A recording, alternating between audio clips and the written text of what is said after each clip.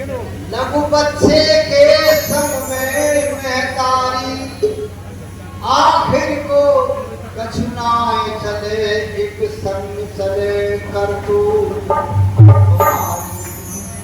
आखिर को कछुनाए चले, एक संग चले कर तू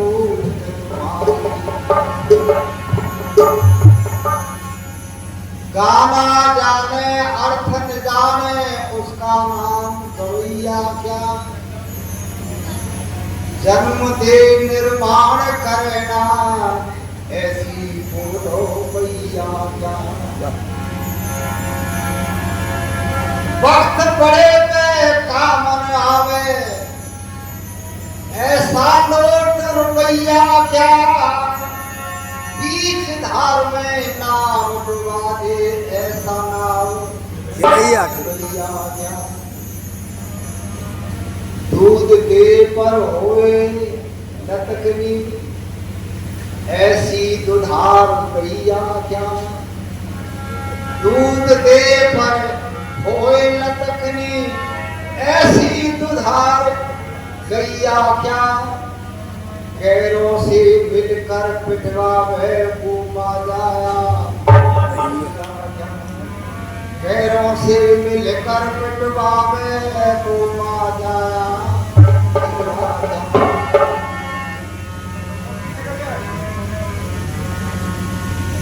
ओ जाने वाले राही, ओ जाने वाले राही, क्यों धोखा खा रहा है। जाना किधर था तूने, किस ओर जा रहा है।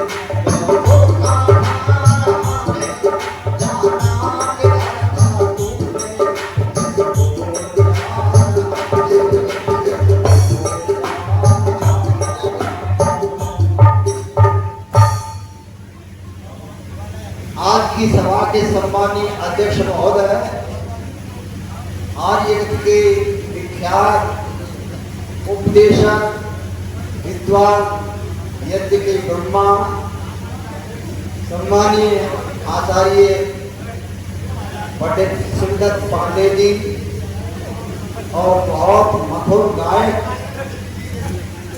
भाई बच्चू सिंह जी आर्य, कथा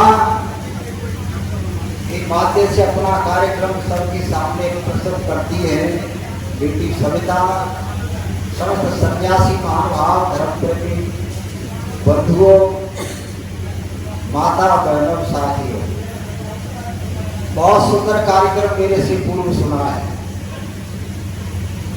मैं गाना नहीं जानता, बनाना कुछ जानता हूँ, थोड़ा थोड़ा बना लेता हूँ। गाना तो भाई बच्चू सिंह जी बहुत बढ़िया गाते हैं, प्रचार के लिए गाते थे। और देखो अभी मेरे से पहले भाई सियाराम जी बैठे मेरे सामने, जिन्होंने एक दो गीत सुनाया आपने कहा। सियाराम जी धर्मपुरा के रहने वाले हैं, बहुत अच्छे गायक हैं। और कमल जो मास्टर थे बलेरा के, जिगरी के, उनके समय के गाने वाले कमल सिंह पे चले गए, पर इन्होंने खूंटा गाड़ रखा है। बहुत मधुर आवाज और गाने का धनी गाने। अब तो प्रचार कर लेते हैं, बीच बीच में प्रसंग कुछ लाइन सुना देते गीत के माध्यम से, डेली डेली से आप सुन लेते। हमारा काम तो मुख्य प्रचार करते हैं। थोड़ी सी चर्चा करूं, अभी कार्यक्रम चल रहा था वेद के अनुकूल चलो। वेद का पढ़ना, पढ़ाना, सुनना, सुनाना सवारियों का परम धर्म है। धर्म तो कुछ और हो सकते, पर वेद का पढ़ना, पढ़ना, पढ़ाना परम धर्म है। आप कहेंगे ये इतनी महिमा वेद की क्यों गाते हैं आर्य समाज? तो वेद पढ़ाओ, वेद के अनुकूल चलो, वेद के अनुसार अपना काम करो, ऐसा क्यों कहते? इसलिए कहते सज्जनों, वेद भगवान का दिया हुआ ज्ञान है। वेद किसी मनुष्य का दिया हुआ ज्ञान नहीं। वेद में जो ज्ञान है वो किसी ऋषि का, महर्षि का, साधु सन्यासी का, दार्शनिक का नहीं है, वो भगवान का ज्ञान है और ऋषियों के द्वारा हमको मिला है। भगवान ने ऋषियों को दिया और ऋषियों ने फिर दुनिया को सुना दिया। तो ये भगवान का ज्ञान है, इसे मानो। इससे कल्याण कैसे होगा? दुनिया का कल्याण इससे कैसे होगा? तो सुनो, भगवान ने ज्ञान जो दिया वो सच्चा दिया, झूठा ज्ञान था। सच्ची बात, असली बात, मुख्य जो कल्याण की थी। भगवान ने उपदेश दिया माता का कर्तव्य क्या है, पिता का कर्तव्य क्या है, भाई का कर्तव्य क्या है, पुत्र का कर्तव्य क्या है, गुरु का क्या है, शिष्य का क्या है, राजा का क्या है, प्रजा का क्या है। अर्थात ये समझ लो सारी दुनिया के लोगों का जो जो कर्तव्य कर्म करना चाहिए था क्या है, वो भगवान ने वेद में दिया। आप कहेंगे अब वेद तो पढ़ नहीं सकते और किताब पढ़ ले। आजकल बड़ा भारी प्रचार हो रहा है भागवत का, भागवत की कथाएं होती है, उसको हम सुन लें, क्या उसमें ज्ञान नहीं है? वेद को छोड़ करके अन्य जितनी किताबों में जो ज्ञान है उस ज्ञान में कमी भी हो सकती है और उसमें गलती भी हो सकती है। और इतनी गलती है जो बताई भी नहीं जा सकती। ऐसी ऐसी बातें लिखी हैं जो सुनाई भी नहीं जा सकती। और किताबों में जो बात लिखी है लोगों ने अपनी तरफ से, उन्होंने अच्छी बातें तो वेद की है, चाहे भागवत में हो, चाहे रामायण में हो, चाहे किसी ग्रंथ में, अच्छी बातें जितनी है वो गले उतरे, जिनका कोई व्यक्ति खंडन न कर सके, सारी दुनिया के लोगों को वो माननी पड़े, वो तो वेद की है। और उनमें ऐसी बातें जो बेसंगत हैं, जिनकी कोई संगत नहीं, कोई विज्ञान नहीं, ज्ञान नहीं, बेतुकी, सिर पैर की बातें, वो सब मनुष्यों की है, बीच में बनाई है, वो गलत है, वो जोड़ दिए और उनको जोड़ करके जनता भ्रमित कर दी और कुछ रोचक भी बना दी, बड़ी रोचक बना दी है, इसलिए जनता उनको सुनती है और वेद के असली रास्ते को, असली शिक्षा को भुला देती है। आर्य समाज क्या करता है? आर्य समाज उनको गलत बातें प्रचारित करती है, लोगों ने भगवान के रास्ते से हटा करके, वो गलत है, वो गलत तुमको गड्ढे में ले जाएंगे, उनसे बचो। और वो क्या है? अंधविश्वास जितना है, जितना पाखंड है, वो सब जो है लोगों ने फैलाया है और जनता को वेद के रास्ते से हटा दिया है। इसलिए ये शब्द लिखा था, ओ ध्वजा विसराय अनेकों पंथों के पद आन खड़े हैं, धूर्त अयोग्य अनाचारी हर क्षेत्र में देख लो आगे बढ़े हैं, और धरती पर रहने का ज्ञान नहीं, नभ में वह बैठ विमान उड़े हैं, वेद बिना नरवीर गिरेंगे जूनर बालू जीत कर। अब उनका कुछ खंडन होने लगा है, जो गलत बात तो लिखी है ना, उनका कुछ खंडन लोग अपने आप करने लगे। ये गीत गाते हैं, आप क्या लोग सुनते होंगे, मैंने आरे का भेष बनाया, श्याम चूड़ी बेचने आया और श्याम चूड़ी बेचने आया। अच्छा बताओ, तुम जानते हो तो श्याम के समय में, कृष्ण के समय में मनिहार थे? बताओ, क्या कृष्ण ने चूड़ी बेचने का काम किया? अब कृष्ण के ही भक्त, तो कृष्ण को अपना वंशज मानते हैं, हमारी बिरादरी का है, वो क्या कहने लगे कि बकवास बंद कर दो, हमारे महान पुरुष को तुम चूड़ी बेचने वाला बताते हो, अब हम नहीं कहने देंगे। उस दिन के परेशान लोग मारेंगे उनको, तो ये कहेंगे ना चूड़ी बेचने आया। समझ में आ जाएगा, जब उसकी बात समझ में आ जाएगी तब वो लोग आंदोलन करेंगे, हमारे महान पुरुष को चूड़ी बेचने वाला तुम क्यों कहते हो? उसने चूड़ी कब बेची? उसने तो महाभारत का युद्ध लड़ाया और नीति का युद्ध लड़ाया। ऐसा व्यक्ति 5000 वर्ष में कोई दूसरा नहीं आया, ऐसा योगीराज कृष्ण थे, और कृष्ण ने जन्म से लेकर के मरते तक कोई गलत काम नहीं। अब यहाँ लोग सुना रहे हैं, उसको सुनते, इसलिए कहते भाई वेद की बात मानो। अब ये भी लिखा लोगों ने, कृष्ण की कितनी औरतें थी? 16,108। लिखी हुई बता दूं किताब में बुलाओ।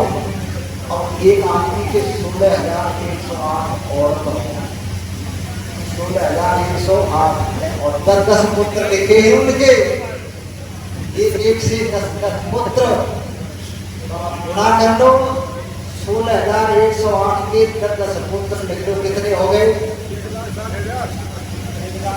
आज के समय में होता और एमएलए को खड़ा हो जाता, सुभाष को हरा देता ना,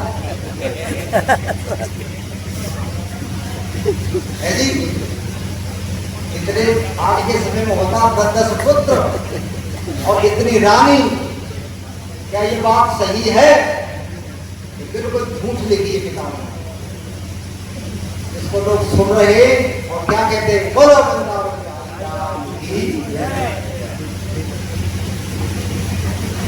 आज समाज कहता हुआ ये बात गले नहीं करती, कृष्ण ऐसा नहीं था, इतनी औरत रहता और गोपिकाओं से प्रेम और औरतों के चीर चुराता। औरतें जब नहाती तो उनके चीरों को लेकर के कदम पर चढ़ जाते। कथा सुना रहे लोग, जनता सुन रही, बहुत बढ़िया, हमारा पुरुष का बड़ा चुप था। बहुत बढ़िया नंदा और गाई लाल की जय, चोर की जय। दोनों के कपड़े चुरा और कपड़े चुरा कर कदम में चढ़ गया और वो कहे हमारे कपड़े दे दो, जब बाहर निकलो तब दूंगा। अब नगर नहा रही है, वहाँ आदमी का जाने का क्या मतलब, क्यों जाए और नहा रही क्यों गया, उनके कपड़े क्यों चुराए थे। और चुरा करके कदम पे चढ़ गया, फिर कहता है कि बाहर निकलो तब दूंगा। घर में औरतें कैसे निकले, तो वो औरतें क्या किया, उन्होंने यहाँ अपने हाथ रख करके पानी से पीत आई, कपड़े दे दो, ऐसे नहीं हाथ जोड़ो और ऊपर हाथ जोड़ो। अरे ये कौन सी लीला कर रही है, बढ़िया लीला हो रही है, हो रहा है। इसको विदेश का व्यक्ति कोई मान लेगा और विदेश का व्यक्ति अमेरिका, जर्मन, जापान का सुनेगा तो ये कहेगा भारत के लोगों के देवता तो बड़े बुरे थे। तुम जाओ जाकर के कहो, तुम कहेंगे ऐसे थे भारत के लोग, औरतों के कपड़ों को चुराते थे और उनको नगर देखना चाहते थे। कृष्ण ऐसे नहीं थे, आर्य समाज कहता कृष्ण ऐसे नहीं थे। ये काम कृष्ण ने किया ही नहीं, ये तो लोगों ने लिख दिया और कृष्ण को बदनाम कर दिया। जनता भोली ऐसी हो गई कि सत्य वचन मारा, सुनते रहे। चीर सुनाने वाले, लीला बोलने वाले, चूड़ी बेचने वाले, आर्य समाज कहता हम नहीं मानते, हम तो उसको महान पुरुष कहते हैं। और इतना महान पुरुष कहते हैं, आर्य समाज क्या कहता है, हम क्या कहते लोग, आर्य समाज कृष्ण को नहीं मानता। हम जो मानते हैं उसे सुन लो, तुम मानते हो तुम सुन लो, तुम्हारा बढ़िया हमारा बढ़िया। आर्य समाज कहता है कृष्ण कैसे थे, जब महाभारत का राजसू युद्ध हुआ, महाभारत में राजसू युद्ध, राजसू युद्ध में यह पूछा गया कि यज्ञ का ब्रह्मा किसे बनाया जाए। जैसे हमारे यज्ञ के ब्रह्मा शिवदत्त जी हैं, जब विद्वान आदमी सबसे ज्यादा, और इनके आगे हम ब्रह्मा बने और कोई व्यक्ति बने तो अच्छा नहीं है। तो ये कह के भाई जो ज्यादा जानता उसी को ब्रह्मा बना दो, तो ब्रह्मा इनको बनाया जाता है। युधिष्ठिर के राजसू यज्ञ में पूछा गया यज्ञ का ब्रह्मा किसे बनाया जाए, तो उस समय सब लोगों ने कहा इस समय धरती पर कृष्ण से ज्यादा महान विद्वान, वेद वेदांत का जानने वाला कोई और व्यक्ति है ही नहीं, कृष्ण को यज्ञ का ब्रह्मा बनाया जाए। आर्य समाज कहता वो विद्वान थे, और जैसा विद्वान कोई था ही नहीं, कोई कपड़ा चुराने वाले और गोपिकाओं का हरण करने वाले नहीं थे, वो तो विद्वान थे। तब कृष्ण से कहा गया आप यज्ञ के ब्रह्मा बन जाओ। कृष्ण ने कहा मैं नहीं, मैं बड़ा बनना नहीं चाहता।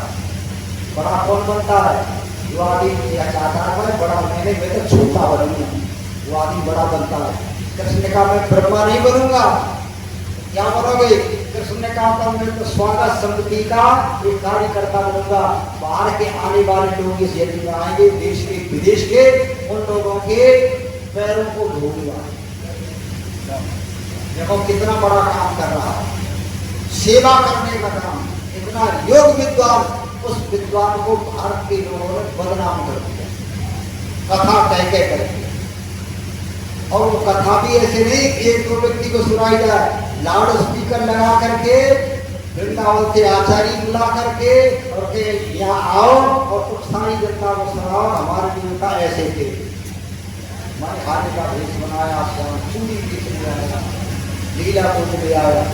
आर्य समाज कहता है भाई कृष्ण को बदनाम बनाया, और क्या कहते हैं आर्य समाज कृष्ण को नहीं मानते। हम कहते हैं बदनाम मत करो, और वो क्या कहते हैं मानते नहीं, हम देवता मानते हैं, महान पुरुष मानते हैं। और महाभारत के युद्ध में कृष्ण जैसा नीतिक व्यक्ति कोई दूसरा पैदा ही नहीं हुआ, इतना नीतिक व्यक्ति।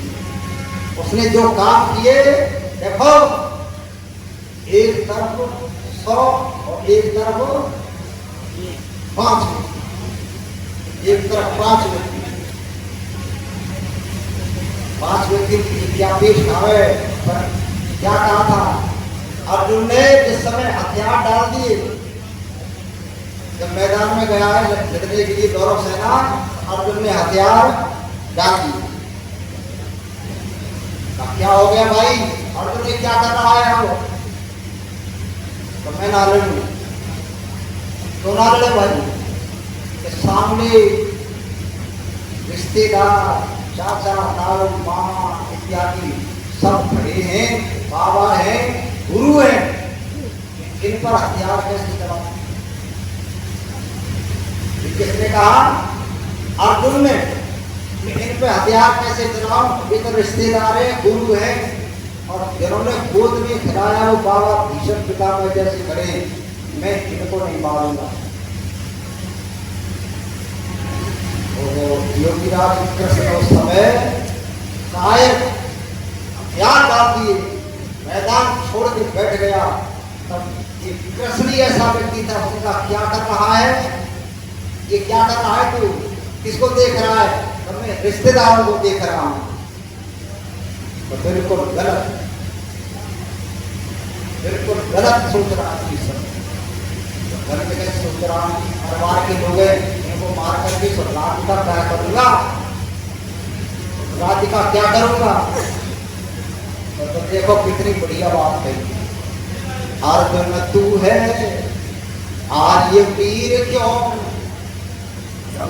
कृष्ण समझा रहे, अर्जुन तू है आर्य वीर क्यों, कायरता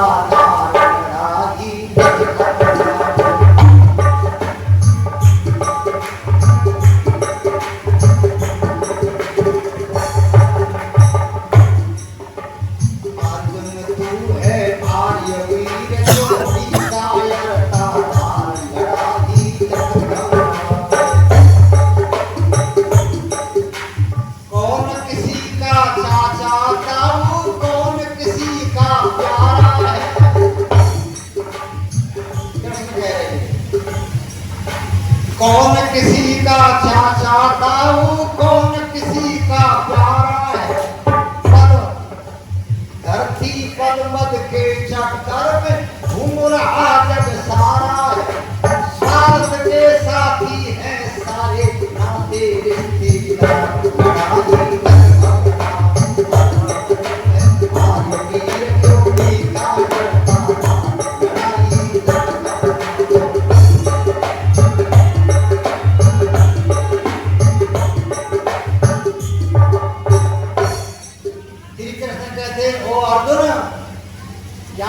मेरे बाबा, मेरे गुरु, चाचा ताऊ कोई किसी का नहीं, सब स्वार्थ के साथी,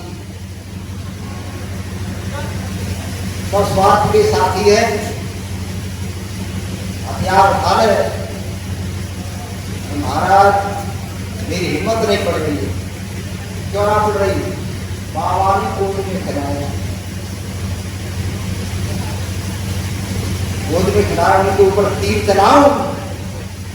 देखो एक ही व्यक्ति हुआ है इस प्रकार का उपदेश देने वाला हजारों वर्षों में, ऐसा आपको कोई दूसरा नहीं मिलेगा।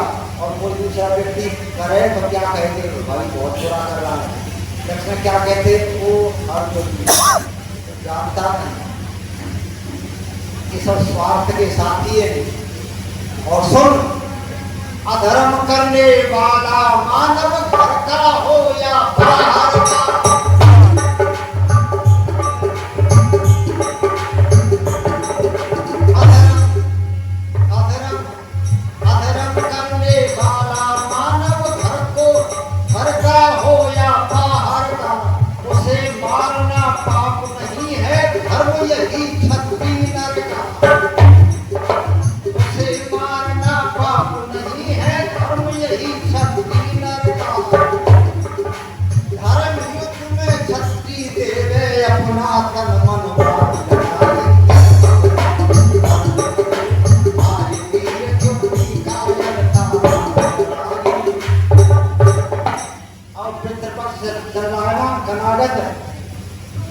क्या करते हैं आप लोग कनाडक में, अपने पुरखों को पानी देते हैं। ये लोग अपने पुरखों को पानी देते हैं, पुरखों की पूजा करते हैं। और कृष्ण क्या कहते हैं, ये कौन है बाबा, बाबा को मार। तुम्हारे घर में कोई कहे लड़के से बाबा को मार, तो बढ़िया कहोगे बाबा को या उस लड़के को? बताओ आज कोई ऐसा उपदेश देगा ना बाबा को मार। कृष्ण कह रहे बाबा को मार, अर्जुन कहता है बाबा को मारने लगेगा पाप। कृष्ण कहते तू जानता नहीं पाप और पुण्य क्या होता है।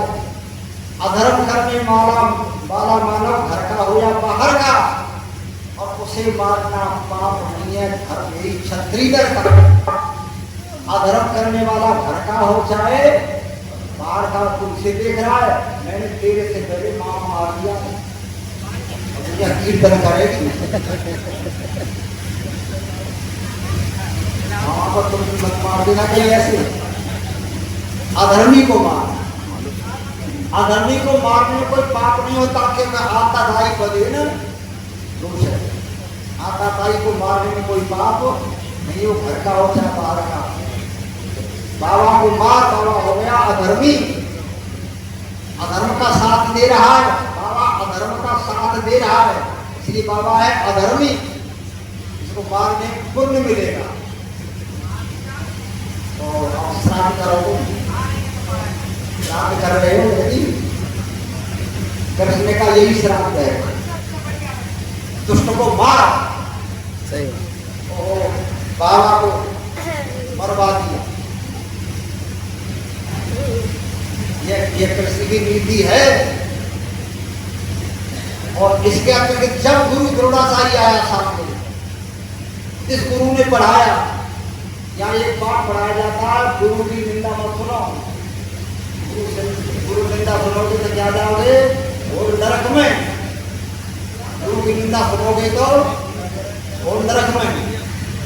आजकल जो हम प्रचार करते और ये बहुत से गुरु है ना, गलत हो गए, जेल में पड़े। अब उनकी चर्चा करते तो उनकी चेली जो बैठी होती थी ना सभा में, वो काम नहीं लगा देती। हम समझाते हैं उनकी चेली है, गुरु की बात बुराई सुनना नहीं चाहते है जी, गुरु की बुराई सुनना नहीं चाहता कोई।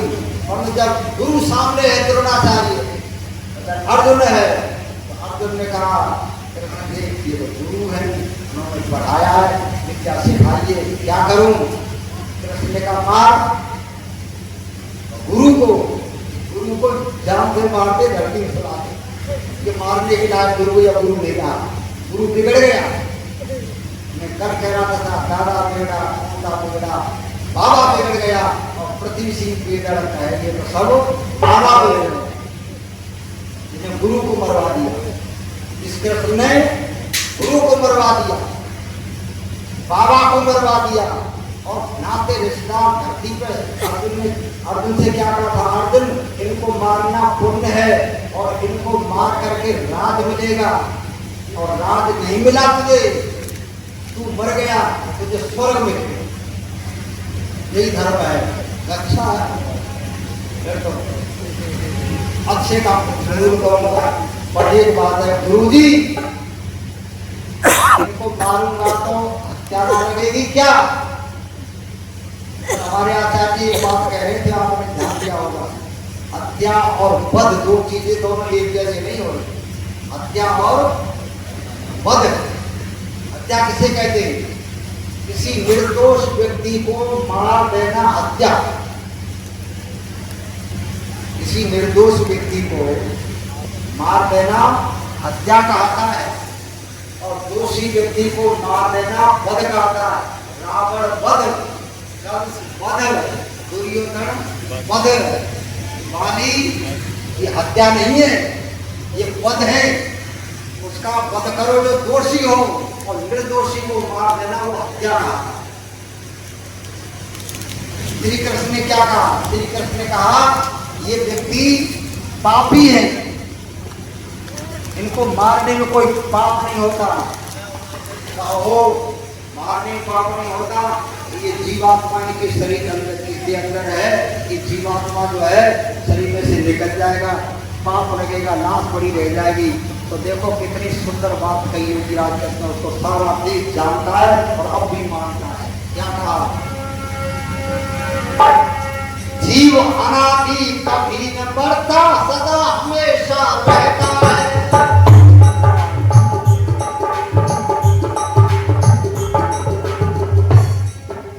जीव अनादि हमेशा रहता, कभी नहीं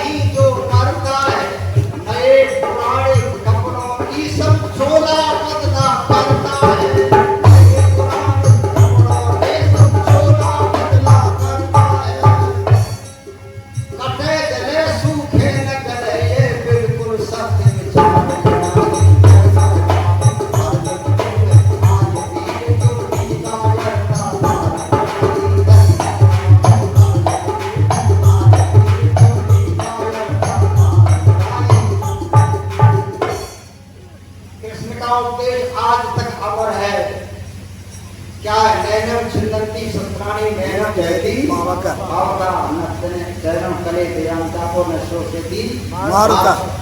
ओ अर्जुन, तू ये कह रहा है हत्या हो जाएगी, वध इत्यादि हो जाएगा, इसमें कुछ ना होगा। इसमें शरीर में से जीवात्मा को निकाल के, इनके शरीर में से जीवात्मा को निकाल के, जीवात्मा न कटे न गले न सूखे और न जले, जीवात्मा नष्ट नहीं होता। तो क्या होगा, इस शरीर से निकल करके जीवात्मा दूसरे शरीर में चला जाएगा। इस शरीर में जीवात्मा रहेगा तो पाप करेंगे, जब तक रहेंगे, चाहे 80 वर्ष तक रहे, चाहे 90 वर्ष तक रहे, ये गलत काम करेंगे। इस शरीर में से जीवात्मा को निकाल दे, चला जाएगा, दूसरा जाके जन्म लेगा, तब तक धरती पर शांति है। क्या है जी, बस इसी यही है। जीवात्मा ने कटता न जलता न गलता। जीवात्मा क्या है, निराकार चीज है। योगी राम कृष्ण कहते हैं वो कटती नहीं, जलती नहीं। आगे समझ में, न वो आंखों से दिखती। अब ध्यान से सुन लो, ऐसे ही परमात्मा भी निराकार है। लोग क्या कहते हैं, आर्य समाजी परमात्मा नहीं मानते, निराकार मानते, आंखों से दिखता नहीं हो तो मानते नहीं। जब परमात्मा को तो मानते हो, जानते हो, तो जीवात्मा भी तो निराकार है, उसकी तो कोई सूरत नहीं बनाई जा सकती। पर परमात्मा क्यों बनाते हो तुम? जीवात्मा की आज तक किसी ने सूरत नहीं बनाई, शक्ल नहीं बनाई, पकड़ा नहीं गया, गलाया नहीं गया, हाथ नहीं आया, आंखों से नहीं दिखे, उसको सारा देश मानता है। और कहते शरीर में से निकल गया भाई, बोलता तो दिखा नहीं। ऐसे परमात्मा निराकार है, उसकी भी शक्ल नहीं बनाई जा सकती, और जो बना दी है वो नकली बनाई है लोगों ने। किसी आदमी की सूरत बना दी है, आंख नाक कान जैसे, उसकी कोई सूरत नहीं है। जो कि आज से कहते जीवात्मा अजर है।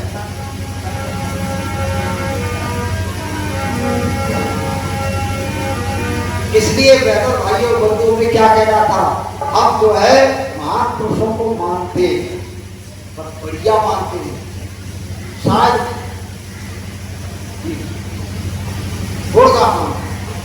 गुड़गांव में एक बहुत बड़ा सम्मेलन था, और एक महिला जिसका नाम तुम जानते हो, रितंबरा है जी, पौराणिक औरत है, बहुत बढ़िया बोलने वाली है। रितंबरा साध्वी है जी, पौराणिक आर्य समाज को नहीं मानती।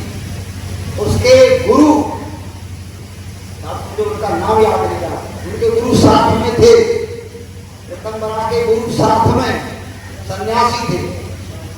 भाषण हो रहा था रितंबरा का गुड़गांव में, कृष्ण के संबंध में क्या बोल रही थी। जैसे स्वामी ओमानंद खड़ी हुई, साधु ओमानंद नाम था उसके गुरु का, पौराणिक थे, आर्य समाज नहीं थे। तुरंत खड़े हुए, और खड़े होकर के उन्होंने बहुत बड़ी सभा में गुड़गांव में ये कहा, लोगों सुनो, तुम कृष्ण को, राम को जानना चाहते हो तो पहले आर्य समाज को जान लो। आर्य समाज को जानना तो समझ पाओगे, तो उनको और बताते रहोगे, कुछ बताते रहोगे। उनको जानता है तो केवल आर्य समाज जानता है। आर्य समाज सही राम की पूजा करता है, और उनको महान पुरुष और देवता योग जितना मानता है उतना दुनिया में कोई नहीं मानता। तो उन्हें जानना चाहते तो पहले आर्य समाज को समझो। ये के गुरु के भाषण थे। इसलिए बहनों भाइयों बंधुओं, आर्य समाज खंडन नहीं करता, आर्य समाज बताता सही क्या है और गलत क्या है।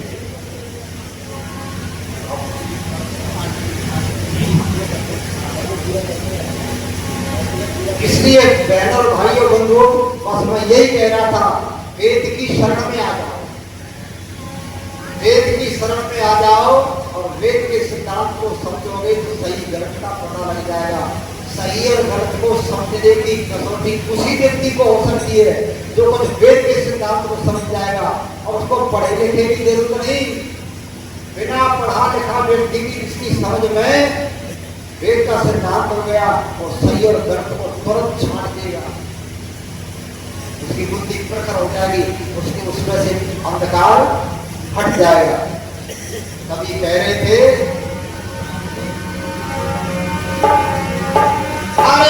बिना वेदना मिला भेद बिना वेदना मिला भेद उस जगता धार खिलाड़ी का इधर उधर क्यों नाश करे तो आयु सारी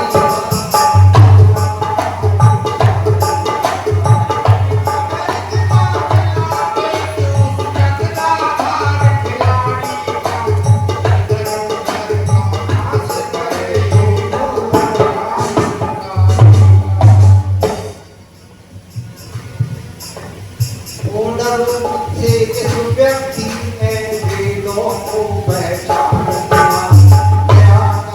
अंतर्यामी को उसी बात ने जान लिया ज्ञान हुआ उसके मन में उसके ज्ञान में जान लिया राजा और महाराजाओं ने गुरु उसी को मान लिया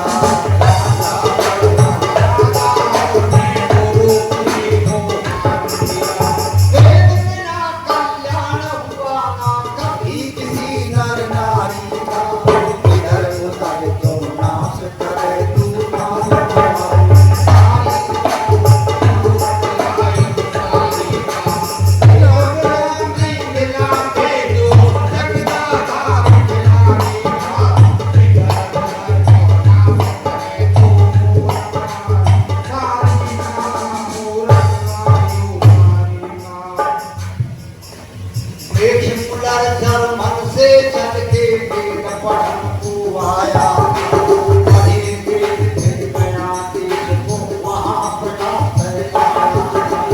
अपनी भूली संस्कृति को भली बात अपनाया था जर्मन के बच्चे बच्चे ने उसको सीख पाया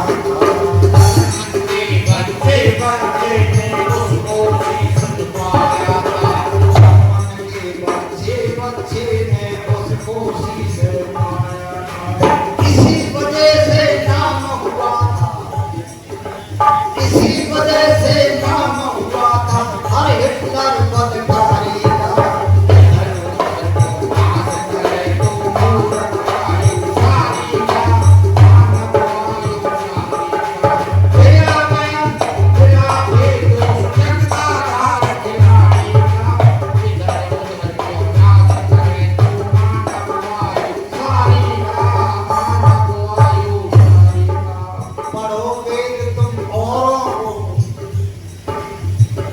वेद तुम औरों को नित प्रतिभूत बढ़ाते हो दयानंद की तरह वेद पर चार को प्रगटाते हो मन धन सब कुछ अपना इसके लिए लगाते रहो और तुम कपिल कराते आज से ज्ञानी गुरु बनाते रहो और तुम कपिल कराते आज से ज्ञानी गुरु बनाते रहो वीरेंद्र मुक्ति का साधन होगा तो तुम्हारी का इधर उधर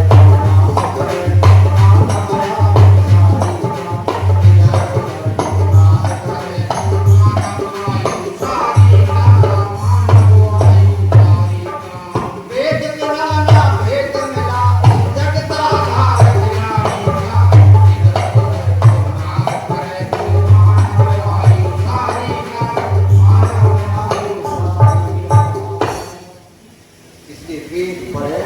सुने ज्ञान की बातों को सुने समझ में आ जाए ये बात अच्छी है गले उतर रही है आत्मा स्वीकार कर लिये सही है तो उसे मान लो जबरदस्ती नहीं है आत्मा स्वीकार कर लो उसके बाद बिल्कुल ठीक है ऐसा मत करना यहाँ कहें बहुत ठीक यहाँ से बाहर निकले क्या यार ऐसे ही कहते रहे